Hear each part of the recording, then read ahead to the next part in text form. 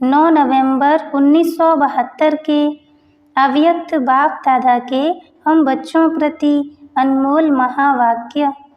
मुरली का सार, ज्ञान सितारों का संबंध ज्ञान सूर्य और ज्ञान चंद्रमा के साथ।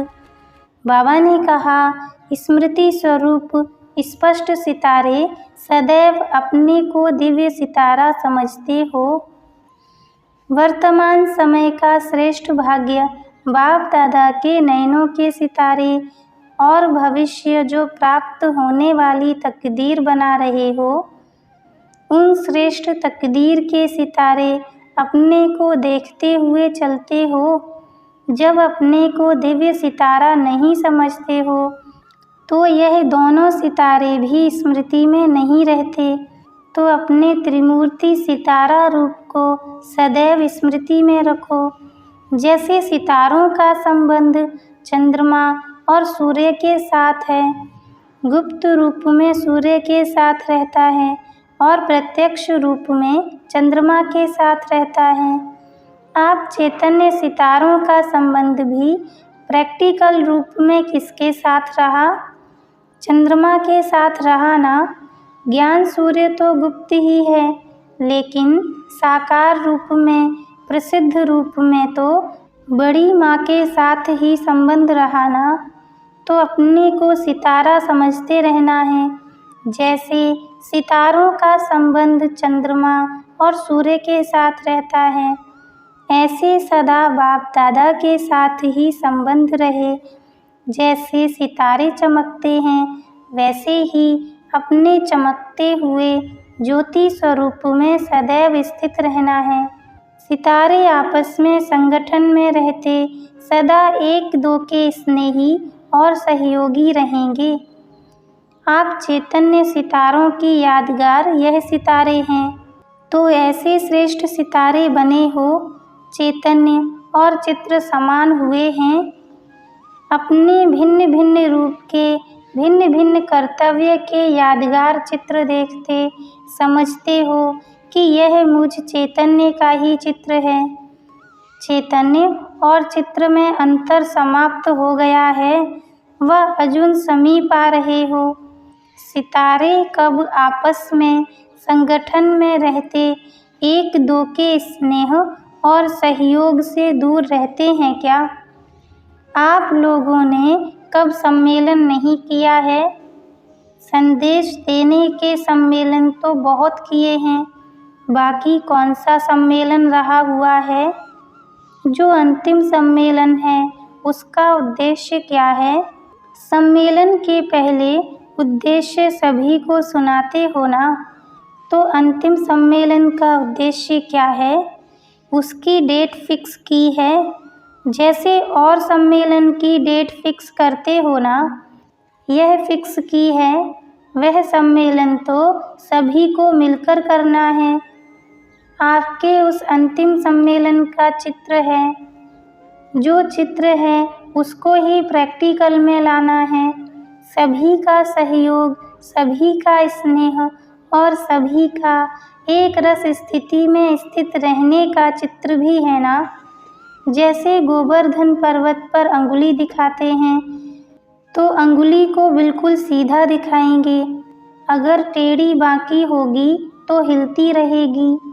सीधा और स्थित उसकी निशानी इस रूप में दिखाई है। ऐसे ही अपने पुरुषार्थ को भी बिल्कुल ही सीधा रखना है।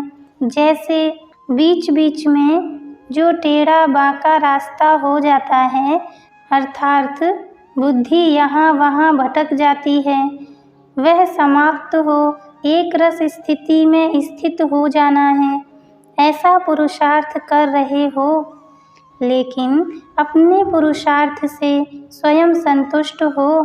वह जैसे भक्तों को कहते हो कि चाहना श्रेष्ठ है, लेकिन शक्तिहीन होने कारण जो चाहते हैं वह कर नहीं पाते हैं।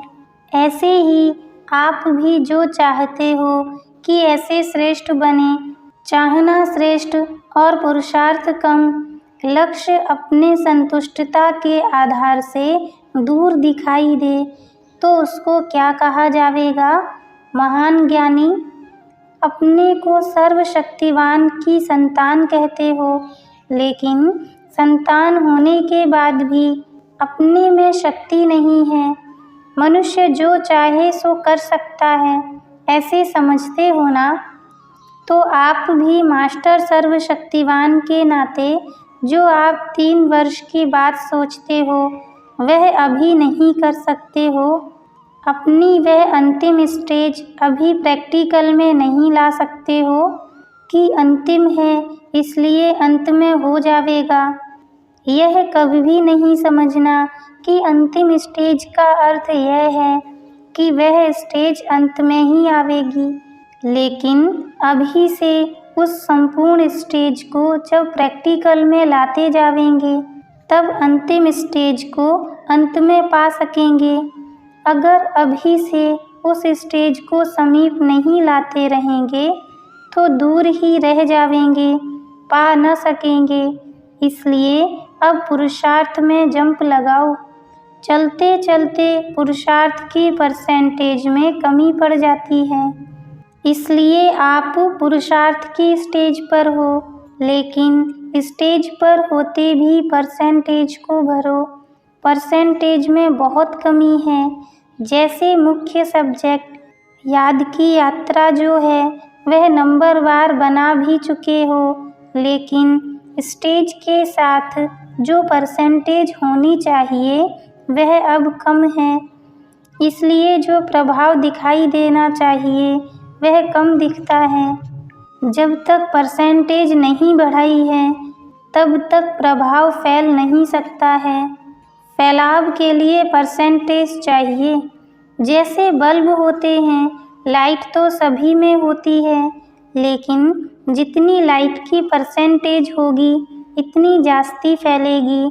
तो बल्ब बने हो, लेकिन लाइट की जो परसेंटेज होनी चाहिए वह अभी नहीं है, उसको बढ़ाओ। सुनाया था ना, एक है लाइट, दूसरी है सर्च लाइट, तीसरा है लाइट हाउस। भिन्न स्टेजेस है ना। लाइट तो बने हो, लेकिन लाइट हाउस हो। चारों ओर अंधकार को दूर कर लाइट फैलाओ। सभी को इतनी रोशनी प्राप्त कराओ जो वह अपने आप को देख सकें। अभी तो अपने आप को भी देख नहीं सकते। जैसे बहुत अंधकार होता है तो न अपने को न दूसरे को देख सकते हैं। तो ऐसे लाइट हाउस बनो जो सभी अपने आप को देख सकें। जैसे दर्पण के आगे जो भी होता है उसको स्वयं का साक्षात्कार होता है, ऐसे दर्पण बने हो। अगर इतने सभी दर्पण बन अपना कर्तव्य करने शुरू कर दें तो क्या चारों ओर सर्व आत्माओं को स्वयं का साक्षात्कार नहीं हो जाएगा? जब किसको साक्षात्कार हो जाता है तो उनके मुख से जय जय का नारा जरूर निकलता है।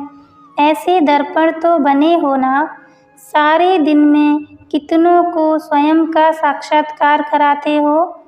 जो सामने आता है वह साक्षात्कार करता है।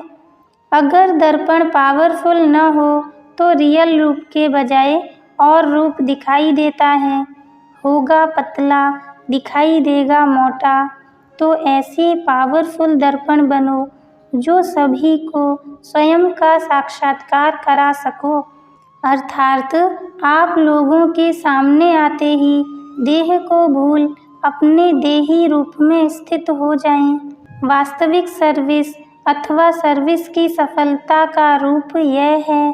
अच्छा, सदा सफलता मूर्त संस्कारों के मिलन का सम्मेलन करने वाले, अपने संपूर्ण स्थिति को समीप लाने वाले दिव्य सितारों को, बाप दादा के नयनों के सितारों को, तकदीर के सितारों को जगाने वालों को याद प्यार और नमस्ते। अच्छा, ओम शांति।